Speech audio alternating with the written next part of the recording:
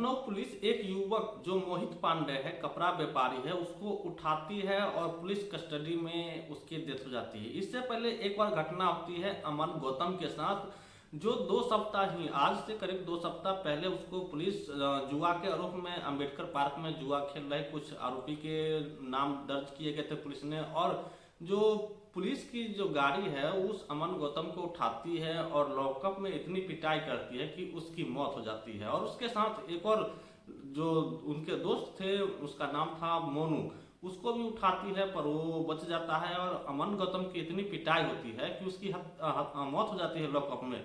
और पुलिस प्रशासन के खिलाफ जब इन पे मुकदमे दर्ज करने की कोशिश की जाती है तो पुलिस मुकदमा भी लिखने को तैयार नहीं होती थी।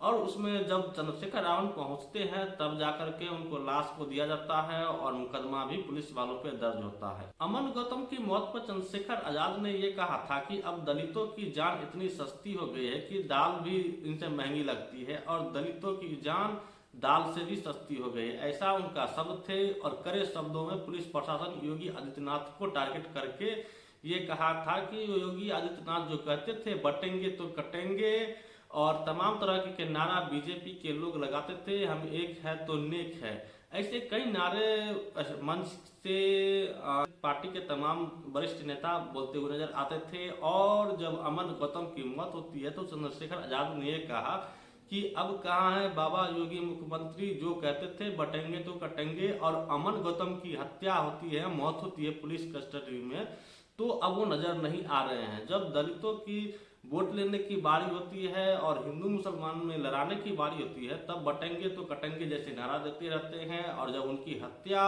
एक छोटे से मामूली जुआ खेलने का आरोप में होती है तो क्या उनके कान तक जू रेंग तक नहीं रेंगती है।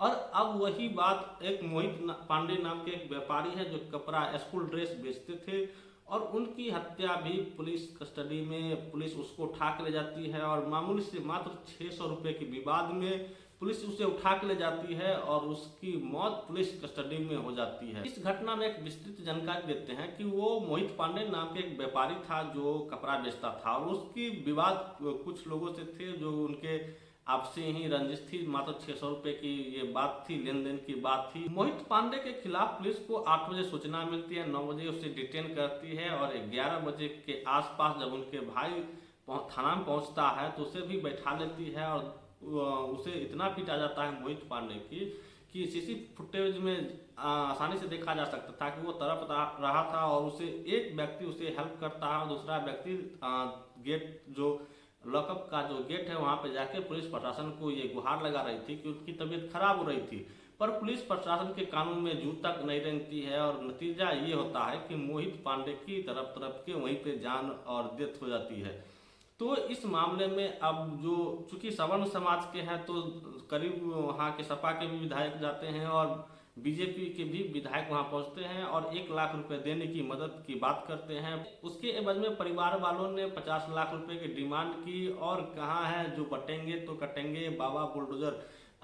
एक बात तो सच है कि SC ST OBC के निशाना लेते लेते कभी कभी अपर कास्ट सवर्ण समाज के भी लोग इस दंगे में झोंका जाते हैं। और ऐसी घटना का अंजाम होने के बाद जिस तरीके से टेलीविजन दिखा रहा है, मोहित पांडे की मौत की रिपोर्ट जिस तरीके से दिखा रही है बढ़ चढ़ के, अमन गौतम की बात आई थी तब तो मीडिया खामोश थी। अब सवर्ण समाज के बच्चे बलिदान हुए तो मैं जातिवादी नहीं कर रहा हूँ कि SC ST समाज या ब्राह्मण समाज, जब किसी की हत्या लॉकअप में हो तो सब बराबर है, इंसान बराबर है, सभी लोगों की जान की सुरक्षा होनी चाहिए। वो भी लॉकअप में मात्र 600 रुपए के आरोप में, 600 रुपए की लेन देन के आरोप में अगर उनकी हत्या होती है या कोई जुआ खेल रहा है या उस पर आरोप लग रहे हैं, इन पे अगर हत्या होती है तो ये बड़ा संगीन मामला है। इसमें योगी आदित्यनाथ सरकार को कहीं ना कहीं बढ़ चढ़ के उन पुलिस वालों पे कार्रवाई करनी चाहिए, FIR करनी चाहिए और कड़ी से कड़ी सजा देनी चाहिए। किसी की जान 600 रुपये से ज़्यादा बड़ी नहीं होती है। या कोई जुआ खेल रहा है पार्क में, कोई मनोरंजन कर रहा है या उस पर कोई आरोप, छोटे मोटे आरोप लग जाए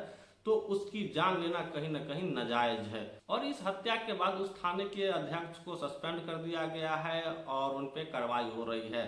अब देखना होगा कि क्या जब पुलिस कस्टडी में मौत जो हो रही है, क्या बाबा जो योगी आदित्यनाथ की सरकार है जिस तरीके से लापरवाही से प्रशासन वहाँ काम कर रही है उस पर कंट्रोल लगाने में मुख्यमंत्री कामयाब होते हैं या नहीं। आपकी क्या प्रतिक्रिया है, कमेंट बॉक्स में जरूर दर्ज कीजिएगा।